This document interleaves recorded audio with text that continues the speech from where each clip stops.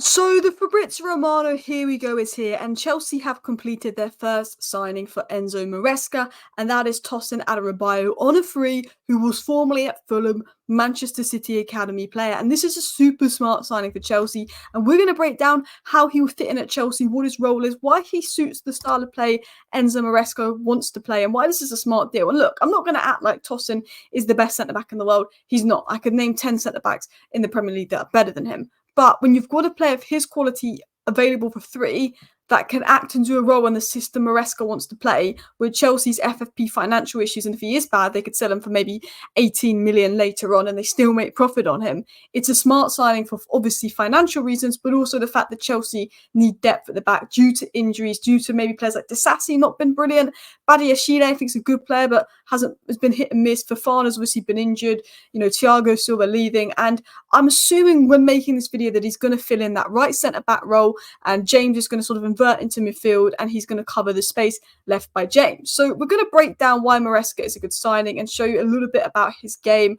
Not Maresca, Tosin is a good signing, and Maresca, and a little bit about his game. So the obvious, 26, Chelsea got all the 18, 19-year-olds, all the youngsters in the world, but with Thiago Silva leaving, they're going to need a bit of experience in the squad. Now, he's not got the experience of Thiago Silva. He will never be able to replace Thiago Silva. He's one of a kind player, but he's bringing a little bit of experience to a very, very young Chelsea side, which is something that they need. He's got a very good reading of the game, good anticipation, good awareness. He's very able to read the game well. Defensively for Fulham, he's very difficult to beat. He understands the game well, whether that's on the ball, whether that's tactical shifts from the manager in formation change, build up, stepping into midfield, but also off the ball. His reading of the game, his anticipation, when to follow a man, his ability to cut out passing lanes. I think Enzo Maresca, is quite defensively sound. He likes to attack with 5, defend with 5, has a very good rest defence, and a lot of that comes from good reading of the game, a tactical setup, and I think Tosin will understand that well. He is one of the best front-footed centre-backs in the league, statistically strong defensively. Obviously plays for a Fulham side that's defending a lot, so his defensive statistics, of course, are going to be better than Van Dijk and Saliba's. That doesn't necessarily make him a better defender, but he is very good statistically, defensively. But one thing that I think he'll be able to do, and I think he's very clever and able to play out from the back, is I think like Vestergaard has at Leicester under Marquez Maresca, I think he'll be able to step up. I think he's got the ability to step up. Him being a Manchester City Academy player, technical, that's good in possession, on the ball. Manchester City Academy players are taught to be good on the ball, look after the ball well. Obviously, he's a little bit older than the current Manchester City crop coming through, but obviously he was one of the older ages when Pep was there. But Manchester City Academy, they try and mirror Pep's way in the academy and playing out from the back and possession-based football. Obviously, he was a bit old for that. But he's obviously had that education of, keep the ball well, be press resistant, be a technical player. Now, what he's got, and I think what stands out for him, is that 6'5" aerial presence, aerially dominant. Thiago Silva is leaving Chelsea. He's their best centre back in the air. You need someone that's good in the air, and he's statistically one of the best defenders in the air. He's, I think, in the 89th percentile for aerial duels, winning 3.12 joules per 90. He's very good in the air. He's a very good box defender, compact spaces, defending the box. I think if Chelsea get one really mobile defender that's good at defending large spaces, a physical box defender who are both good on the ball and able to play out from the back, you've got that in him. And I think he keeps possession well, he breaks lines well, he can progress the ball, he can carry the ball. Sometimes his passing accuracy statistics aren't the best, but that's because he plays longer passes.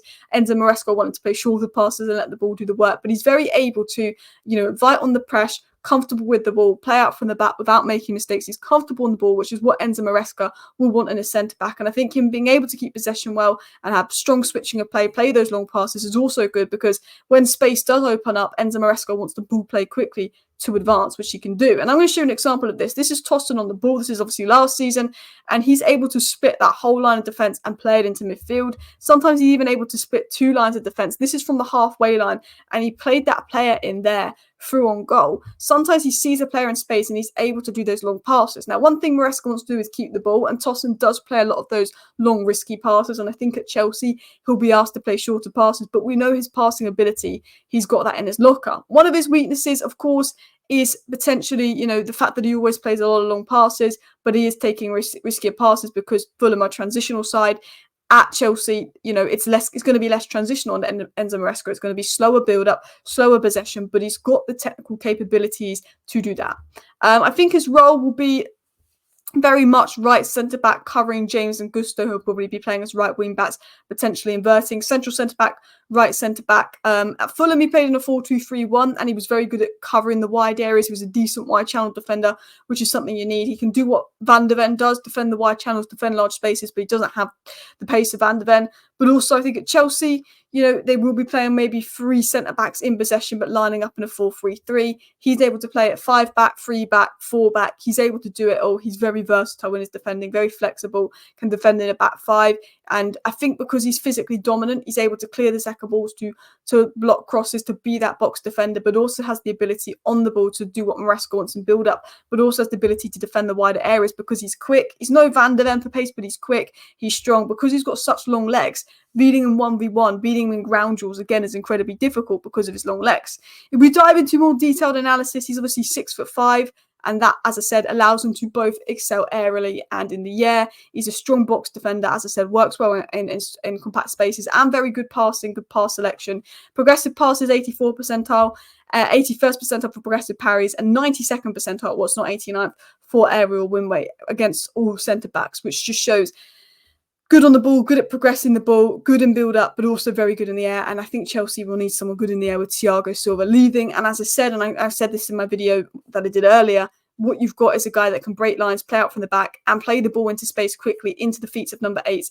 If there's space where Palmer and Enzo are, or Madueke, Sterling, Mudryk, whoever's playing on the wing, come central in the space there, he has the ability to take out like 2 of the opposition's defensive lines with his pass and play it long to them. Obviously, Enzo Maresca, slower build up, move the ball slower. It's less transition based, let the ball do the work until there's space and then attack the space.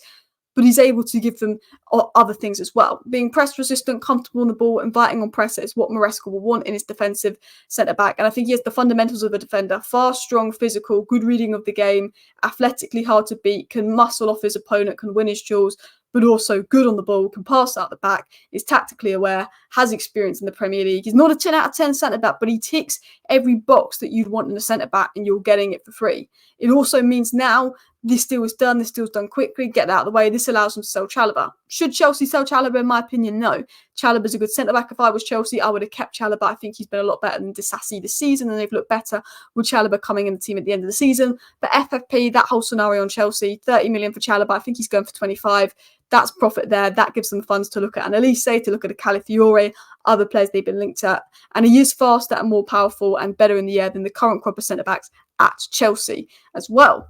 Now, in terms of his player power and his importance, I think his physicality is very good. He's going to be good at blocking crosses, clearing up second balls. His progressive pass is 3.4 per 90. He can break lines. He can break through the opposition's press, which is what Maresca will want. And of course, he's able just to control the ball without taking unnecessary risks, to keep the ball well, play the ball out the back, basic possession stats, which is what Enzo Maresca will want. When you've got the strength, the height, the speed, the intelligence, the ball playing ability without demanding a fee, I think it's a very good deal. and if you look at statistics here, defensively sound blocks, again, higher than Saliba for blocks, general, interceptions higher than both Van Dijk and Saliba here. Tackles and interceptions higher than Van Dijk and Saliba. Obviously, that is because he plays in a team with more defensive work to do. Fulham have a lot more defending to do. But you can see, looking at these defensive statistics, he does what you want in defender. And more importantly, he's a free. It allows Chelsea to maybe get another centre-back that could play left-back. Maybe Colwill will do that role. I think Colwill's a very good player. It will have a resale value if Chelsea decide to sell him later on. I think he is a Chelsea fan from what I've read. Premier League proven, homegrown quota. You look at these metrics here. He scored 2 headers as well. He's decent in the air. Touches. He can attack the opposition's penalty area. Interceptions is high. Aerials is high. Why these aren't the best metrics? He's not playing for a team that dominate the ball, so of course his passing metrics will be lower. But if you do the eye test and you watch him play, there's a very, very good player there. Anyway, people, please do hit that like button. Of course, subscribe down below if you're new. Thank you for watching today's video, which is an analysis on Tosin Adarabioyo, who for me is probably the perfect centre-back choice for Chelsea. Let me know your thoughts down below. Thank you for watching. Bye.